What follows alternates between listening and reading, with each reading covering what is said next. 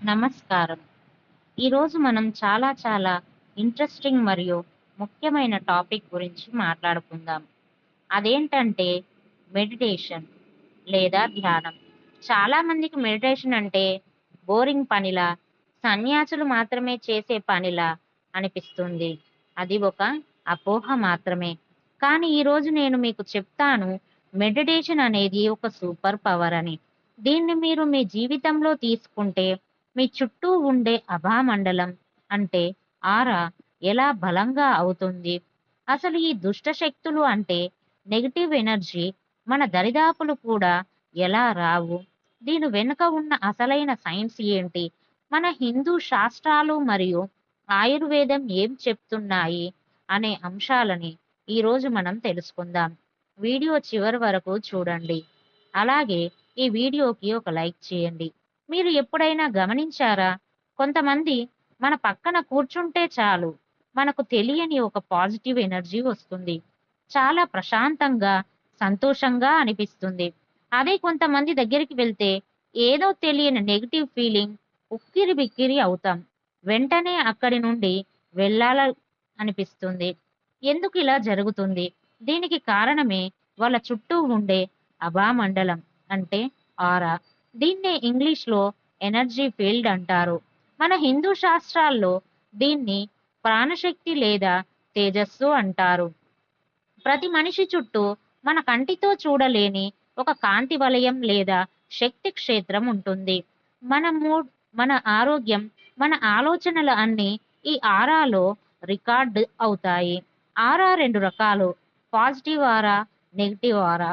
Positive aura అంటే మీరు ఆనందంగా, ఆరోగ్యంగా, దైవ చింతనతో ఉంటే మీ ఆరా చాలా పెద్దగా, ప్రకాశవంతంగా, బంగారు రంగులో లేదా తెలుపు రంగులో మెరుస్తుంది. ఇది ఒక అయస్కాంతం లాగా మంచి విషయాలను ఆకర్షిస్తుంది. నెగిటివ్ ఆరా అంటే మీరు కోపంగా, భయంగా, ఇతరులపై అసూయతో, టెన్షన్తో ఉంటే మీ ఆరా బలహీనంగా, చిన్నగా, ముదురు రంగులో ఉంటుంది. ఇది నెగిటివ్ ఎనర్జీని, సమస్యలను ఆకర్షిస్తుంది. సింపుల్ గా చెప్పాలంటే మీ ఆరా అనేది మీ డిఫెన్స్ సిస్టమ్. ఇది ఎంత బలంగా ఉంటే బయట నుంచి వచ్చే చెడు ప్రభావాలను అంత ఈజీగా ఎదుర్కోవచ్చు. మనం ఫోన్ వాడతాం కదా, రోజంతా వాడాక బ్యాటరీ అయిపోతే ఏం చేస్తాం? ఛార్జింగ్ పెడతాం. మన శరీరానికి, మన ఆరాకు కూడా ఛార్జింగ్ అవసరం. ఆ ఛార్జింగ్ పేరే మెడిటేషన్ లేదా ధ్యానం. ధ్యానం అంటే రాకెట్ సైన్స్ కాదు. మన మనసును శాంతపరచడం, ఆలోచనలను ఒక క్రమశిక్షణలోకి తీసుకురావడం అని. మన పతాంజలి యోగ సూత్రాల్లో, అష్టాంగ యోగంలో ధ్యానం అనేది ఒక ముఖ్యమైన భాగం. మనసును నియంత్రించే ప్రక్రియ ఇది. మనకు భగవద్గీతలో ఒక అద్భుతమైన శ్లోకం ఉంది: యథా వినియతం చిత్తం ఆత్మన్యే వావతిష్టతే నిస్పృహ సర్వ కామేభ్యో యుక్త యుత్యుచ్యతే తదా. దీని అర్థం, ఎప్పుడు మన మనసు నియంత్రణలోకి వచ్చి అన్ని కోరికల నుంచి ఫ్రీ అయి మన ఆత్మలోనే స్థిరంగా ఉంటుందో అప్పుడు ఆ వ్యక్తిని యోగి లేదా స్థిరమైన మనసు ఉన్నవాడు అంటారు. చూసారా, ధ్యానం మనకు ఇచ్చేది స్థిరత్వం. ఈ స్థిరత్వం వచ్చినప్పుడు మన లోపల ఉన్న ఒరిజినల్ శక్తి బయటకు వస్తుంది. ఆ శక్తి మన ఆరాను బూస్ట్ చేస్తుంది. ఆయుర్వేదం కేవలం జలుబుకి మందులు ఇవ్వడం కాదు, అది ఒక సంపూర్ణ జీవన శాస్త్రం. ఆయుర్వేదం ప్రకారం మన మనసులో 3 గుణాలు ఉంటాయి. సత్వగుణం, ఇది స్వచ్ఛత, శాంతి, జ్ఞానం. రజోగుణం, ఇది యాక్టివిటీ, కోరికలు, ఆతృత. తమో గుణం, ఇది బద్ధకం, మత్తు, అజ్ఞానం. మనం ఎప్పుడైతే టెన్షన్ పడతామో, కోపం తెచ్చుకుంటామో అప్పుడు రజస్ మరియు తమస్ గుణాలు పెరుగుతాయి. వీటి వల్ల మన ప్రాణశక్తి బ్లాక్ అవుతుంది. మెడిటేషన్ నేరుగా మన సత్వగుణాన్ని పెంచుతుంది. మనసు ప్రశాంతంగా, క్లియర్గా అవుతుంది. సత్వగుణం పెరిగినప్పుడు మన నాడీ వ్యవస్థ శుభ్రపడుతుంది. ప్రాణశక్తి ఫ్రీగా శరీరంలో ప్రవహిస్తుంది. ఈ ప్రాణశక్తి ప్రవాహం ఎంత బాగుంటే మన ఆరా అంత బలంగా ఉంటుంది. ఆయుర్వేదం దీన్ని వ్యాధి నిరోధక శక్తి లాగా చెబుతుంది. మానసిక ఇమ్యూనిటీ అన్నమాట. ఇప్పుడు చాలా ముఖ్యమైన పాయింట్కి వచ్చాం. దుష్ట శక్తులు, ప్రతికూల శక్తులు అంటే ఎవరో వచ్చి మమ్మల్ని కొట్టడం కాదు. ఇతరుల అసూయ, కోపం, మన సొంత భయాలు, డిప్రెషన్ మన చుట్టూ ఉండే నెగిటివ్ వైబ్స్ ఇవన్నీ ఫ్రీక్వెన్సీ ఎనర్జీ అంటే తక్కువ స్థాయి శక్తి ప్రకంపనలు, ప్రతికూల శక్తులు ఎప్పుడూ బలహీనమైన తక్కువ ఫ్రీక్వెన్సీ ఆరా ఉన్న వాళ్ళ వైపే అటాక్ చేస్తాయి. మనం మెడిటేషన్ చేసినప్పుడు మన మనసు శాంతించి మన ఎనర్జీ ఫ్రీక్వెన్స్ ఆటోమేటిక్గా పైకి వెళ్తుంది. ఇప్పుడు చూడండి, మీ ఎనర్జీ హై ఫ్రీక్వెన్సీలో ఉంది, నెగిటివ్ ఎనర్జీలో ఫ్రీక్వెన్సీలో ఉంది. ఈ రెండు మ్యాచ్ అవ్వవు. ఇది ఎలా ఉంటుందంటే, మీరు ఒక రేడియోలో 98.3 ఎఫ్ఎం వినాలనుకుంటే మీరు 93.5 ఎఫ్ఎం ట్యూన్ చేస్తే ఆ పాట రాదు కదా. అలాగే మీ ఆరా హై ఫ్రీక్వెన్సీలో ఉంటే లో ఫ్రీక్వెన్సీ నెగిటివ్ ఎనర్జీ మిమ్మల్ని తాకలేదు, అది జస్ట్ జారిపోతుంది. ధ్యానం ద్వారా మీ లోపల లైట్ పెరుగుతుంది. చీకటి ఎప్పుడు కాంతి ఉన్న చోటికి రాలేదు కదా. లైట్ ఆన్ చేస్తే చీకటి ఆటోమేటిక్గా మాయమవుతుంది. అలాగే మీ అంతర్గత కాంతి పెరిగినప్పుడు నెగిటివిటీ దరిచేరదు. మన పూర్వీకులు మనకు అద్భుతమైన టూల్స్ ఇచ్చారు.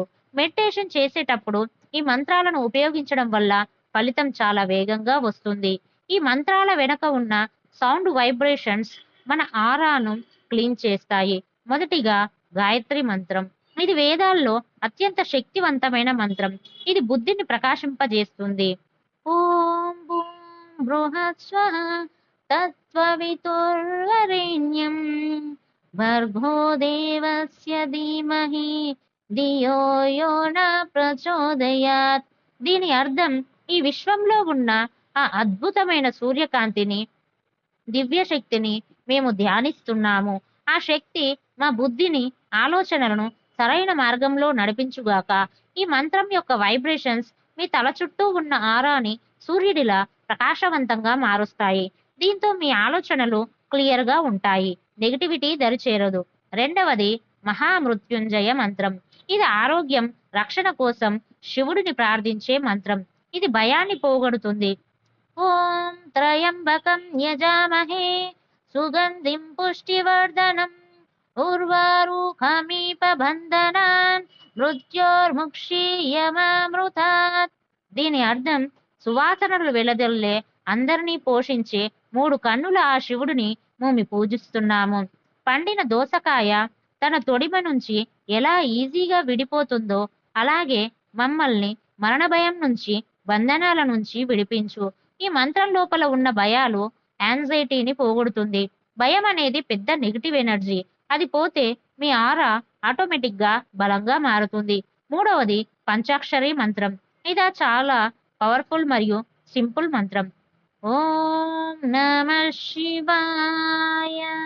దీని అర్థం, శివుడికి నా నమస్కారం లేదా నా అంతరాత్మలో ఉన్న దైవత్వానికి నమస్కారం.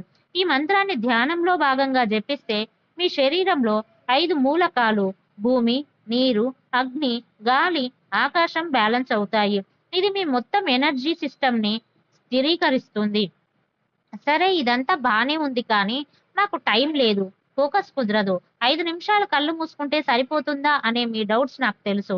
నేటి తరం వాళ్ళకి సింపుల్ టిప్స్. మొదటిగా టైం లిమిట్ పెట్టుకోండి. స్టార్టింగ్లో 10 నిమిషాలు చాలు. అలారం పెట్టుకోండి. ప్రతిరోజు ఒకే టైంలో చేయండి. రెండవది, ఒక ప్లేస్ ఫిక్స్ చేయండి. మీ ఇంట్లో ఒక మూలను ఎంచుకోండి, అక్కడ ప్రశాంతంగా ఉండేలా చూసుకోండి. మూడవది, శ్వాసపై ధ్యానం. కళ్ళు మూసుకొని మీ ముక్కు ద్వారా గాలి లోపలికి వెళ్ళడం, బయటికి రావడం గమనించండి. ఆలోచనలు వస్తాయి, వాటిని వదిలేయండి. మళ్ళీ శ్వాస పైకి రండి. నాలుగవది, మంత్ర జపం. ఓం అనే శబ్దాన్ని లేదా ఓం నమః శివాయ అని మనసులో అనుకుంటూ ఉండండి. ఇది మనసును ఈజీగా కంట్రోల్ చేస్తుంది. ఐదవది, గైడెడ్ మెడిటేషన్. యూట్యూబ్లో చాలా గైడెడ్ మెడిటేషన్స్ ఉన్నాయి. వాటిని హెడ్ ఫోన్స్తో వింటూ చేయండి, ఈజీగా ఉంటుంది. రోజు 10 నిమిషాలు చాలు. 21 రోజులు కంటిన్యూస్గా చేయండి. 22వ రోజు మీలోని మార్పు గమనిస్తారు.